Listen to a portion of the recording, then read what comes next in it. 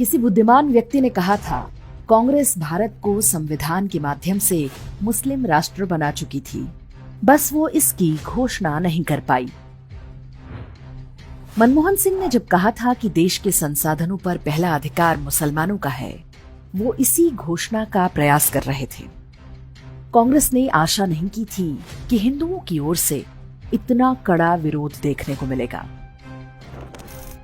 भारत को शरिया पर आधारित इस्लामी राष्ट्र बनाने का अभियान उसी दिन आरंभ हो गया था जिस दिन पाकिस्तान बना।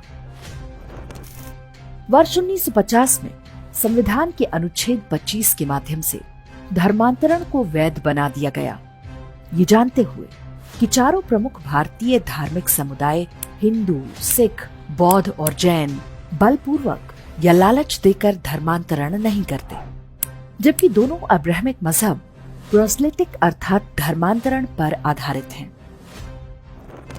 कांग्रेस ने अनुच्छेद 28 के माध्यम से हिंदुओं को धार्मिक शिक्षा देने का अधिकार छीन लिया, लेकिन अनुच्छेद 30 बनाकर मुस्लिमों और ईसाइयों को मजहबी शिक्षा देने की छूट दे दी।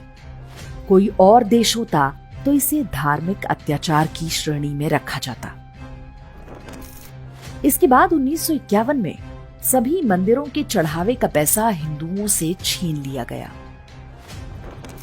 कांग्रेस सरकार ने हिंदुओं पर तो सेकुलर कानून थोप दिया, लेकिन मुस्लिम और ईसाई पर्सनल लॉ को छुआ तक नहीं। उन्हें बहुविवाह की छूट दी गई ताकि वे तेजी से जनसंख्या बढ़ा सके।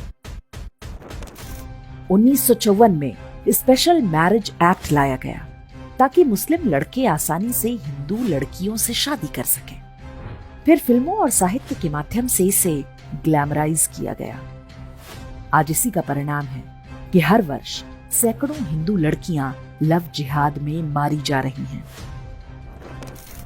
वर्ष 1975 भारत को मुस्लिम राष्ट्र बनाने की दिशा में सबसे महत्वपूर्ण था, जब आपातकाल लगाकर संविधान में सेक्युलरिज्म शब्द जोड़ दिया गया। वर्ष 1991 में सोनिया गांधी के दबाव में अल्पसंख्यक आयोग बना, जबकि किसी सेकुलर देश में मजहबी पहचान के आधार पर विशेषाधिकार नहीं हो सकते। इसके बाद ही मुसलमानों के लिए विशेष अनुदानों की भरमार हो गई। वर्ष 1992 में कांग्रेस ने पूजा स्थल अधिनियम बनाकर एक झटके में 40,000 मंदिरों पर हिंदुओं के दावे को समाप्त कर दिया। वर्ष 1995 में कांग्रेस ने वक्फ कानून बनाकर मुसलमानों को यह अधिकार दे दिया कि वे जब जहां चाहें हिंदुओं की भूमि छीन सकते हैं। इसके विरुद्ध कोई कोर्ट में अपील नहीं कर सकता। वर्ष 2007 में कांग्रेस ने सुप्रीम कोर्ट में हलफनामा दिया कि राम एक काल्पनिक चरित्र थे, इसलिए राम सेतु को तोड़ दिया जाना चाहिए। इसके बाद कांग्रेस ने हिंदुओं को आतंकवादी साबित करने पर पूरी शक्ति लगा दी। देश भर में हिंदू साधु संतों की धरपकड़ होने लगी, उन्हें बर्बर तरीके से यातनाएं दी जाने लगी। इस पूरे प्रोजेक्ट की सीधी निगरानी सोनिया गांधी कर रही थी। 2013 में सोनिया गांधी के ही कहने पर कम्युनल वायलेंस बिल लाया गया। इसमें व्यवस्था थी कि कहीं भी दंगा होने की स्थिति में स्वाभाविक रूप से हिंदुओं को दोषी माना जाएगा। बीजेपी ना होती तो ये कानून भी बन चुका होता। हमें भूलना नहीं चाहिए कि शक्तिशाली रोमन साम्राज्य के पतन में केवल 80 वर्ष लगे थे। कांग्रेस ने हिंदुओं को नष्ट करने के लिए बिल्कुल वही फॉर्मूला अपनाया जो रोमन साम्राज्य को नष्ट करने के लिए किया गया था। इस बारे में हमारा वीडियो आप डिस्क्रिप्शन और कमेंट में देख सकते हैं। ये कांग्रेस का दुस्साहस है कि उसने 2024 के चुनावी घोषणा पत्र में लिखा है कि वो हिंदुओं का धन लेकर मुसलमानों में उनका पुनर्वितरण करेगी।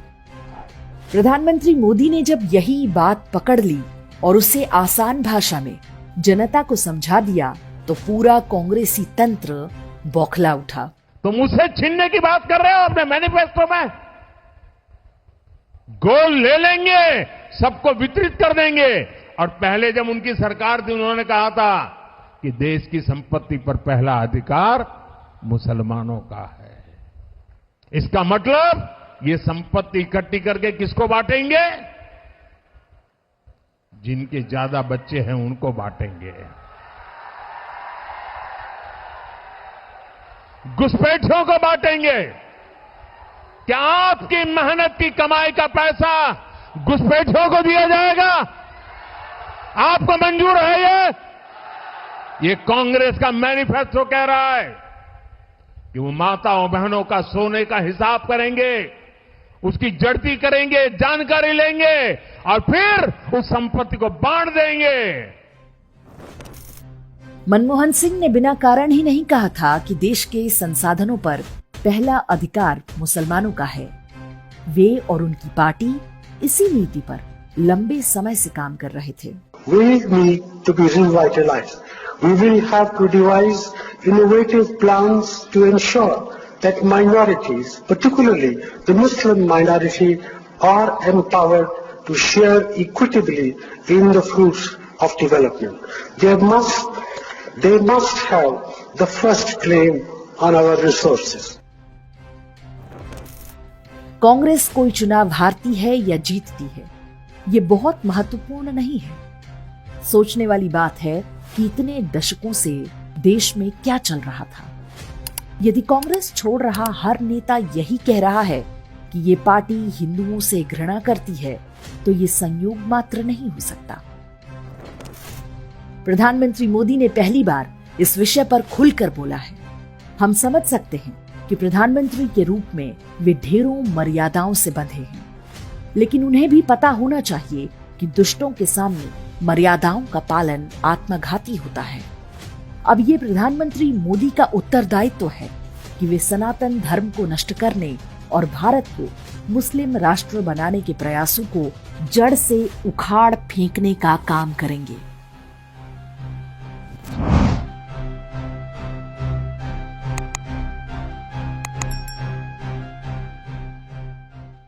इंडेक्स ऑनलाइन के वीडियो समाज को समर्पित हैं।